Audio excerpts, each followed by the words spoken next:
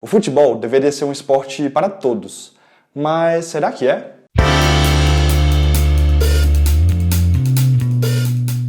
Meu nome é João Miguel e esse é o primeiro episódio do Campo Aberto. A ideia do canal é falar sobre futebol, indo um pouco além do jogo. A intenção é enxergar tudo com um pouquinho mais de profundidade, relacionar o futebol com outros temas, mas sempre de maneira acessível. O importante é provocar discussões e impedir que momentos marcantes ou pouco conhecidos da história do futebol caiam no esquecimento. De que maneira o futebol do século XXI pode promover a inclusão social? Posicionamento institucional, campanhas de conscientização e a democratização do futebol moderno são alguns exemplos. Assim como em outros esportes nascidos no século XIX, no princípio o futebol profissional era restrito à elite branca e as ligas eram dominadas pela aristocracia, mas com o tempo isso foi mudando. Em 1923, o Vasco foi campeão carioca com um time formado, entre outros, por 4 trabalhadores negros e 4 brancos analfabetos. Não eram profissionais do futebol, eram parte do povo, e jogavam muita bola. Isso incomodou a elite, os times da Zona Sul do Rio de Janeiro, formados apenas por jogadores brancos, que no ano seguinte fundaram uma nova associação basicamente para disputar o Campeonato Carioca sem o Vasco, que se tornou um expoente na luta contra o racismo no futebol. Quase 100 anos depois, o futebol continua sendo uma forte ferramenta de inclusão social. Mas o que mudou? Claro, em 2019 não há grandes proibições explícitas com relação às características dos jogadores. Só que ainda tem muita desigualdade social, preconceito velado e explícito. Mas os clubes têm poder de promover mudança. Uma das maneiras de se reduzir a desigualdade é através das ações afirmativas. Grosso modo, são políticas que buscam contribuir para a igualdade entre grupos privilegiados e discriminados. Nesse aspecto, se destaca o Bahia. O clube tem um núcleo de ações afirmativas, uma equipe inteira dedicada a lutar contra a desigualdade. Mas, apesar do nome, eu não gosto de falar que o Bahia está promovendo são exatamente ações afirmativas. Essas são geralmente práticas ligadas ao Estado, que desenvolve políticas públicas para reduzir desigualdades em um âmbito maior. Mas o importante aqui é como que o Bahia luta contra as desigualdades. Com a ajuda daquele núcleo, o clube faz algo que não é tão comum quanto deveria. Se posiciona institucionalmente. E faz isso de maneira firme e sem eufemismos. Só pela possibilidade de provocar uma mudança de pensamento, o clube contribui para a redução de desigualdades. Um exemplo de posicionamento do Tricolor de Aço foi no Dia da Consciência Negra de 2018. Na ocasião, os jogadores entraram em campo homenageando personalidades negras importantes da história do Brasil. Quem são essas pessoas que meu clube está homenageando? Por que elas foram importantes? Pelo que elas lutavam? Só de provocar essas perguntas, o Bahia dá visibilidade à luta negra. Mais recentemente, o Bahia também lançou uma campanha pedindo por demarcação de terras indígenas. E já rolaram muitas outras medidas também.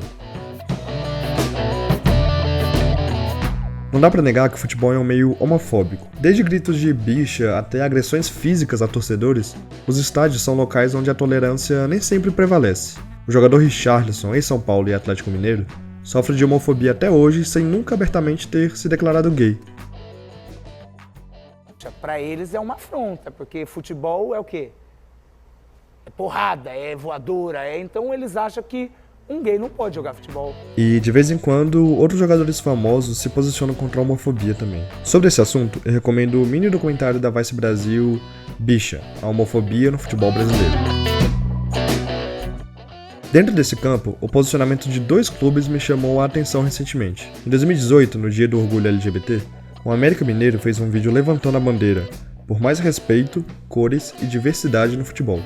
As pessoas usam termos como se isso fosse um xingamento, como se chamar uma pessoa de gay, de lésbica, se fosse um xingamento. Dentro do esporte a gente vê muito isso, principalmente nos estádios. Em fevereiro de 2019, o jogador Felipe Bastos, do Vasco, chamou o Fluminense de time de viado, depois de ter vencido a final da Taça Guanabara em cima deles. Em reação, o Fluminense se posicionou nas redes sociais contra todo tipo de intolerância, destacando que o Fluminense, assim como todo clube de futebol, é feito de homens e mulheres de várias cores, condições sexuais, sexualidades, e tem muito orgulho de cada um de seus torcedores. Esse tipo de posicionamento contundente partindo de um clube de elite do futebol brasileiro é bastante raro. O clube tricolor termina o manifesto se colocando como um time de todos, contando com o apoio veemente do lateral Igor Julião, que é bem atuante. O posicionamento do Fluminense era urgente, mas se classificar como um time de todos ou um time do povo gera controvérsias. Eu vou retomar esse assunto um pouco mais pra frente.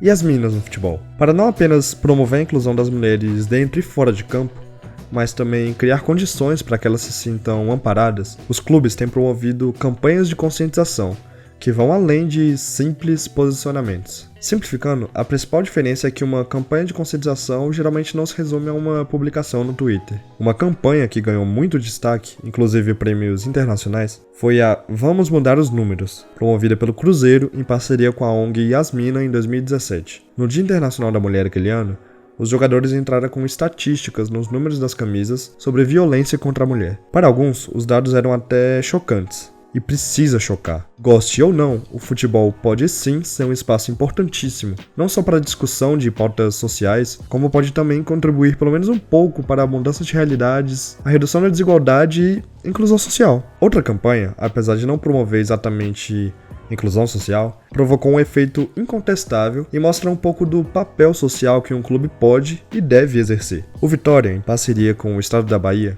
promoveu uma campanha de doação de sangue. Beleza, mas o interessante é que a campanha foi um pouco diferente do tradicional. A camisa do time, que é rubro-negra, perdeu todas as listras vermelhas. Conforme as doações de sangue no estado da Bahia fossem aumentando, as listras voltariam à camisa do Vitória, jogo após jogo. O resultado pode ser visto em números. As doações de sangue aumentaram em 46% no estado da Bahia. Por fim, também dá para promover a inclusão social no futebol através da democratização do futebol moderno. E por futebol moderno, eu me refiro basicamente a um dos efeitos dele, que é a elitização. O Bahia, mais uma vez, dá exemplo. No final de 2018, o clube passou a vender uma camisa popular por R$ 99.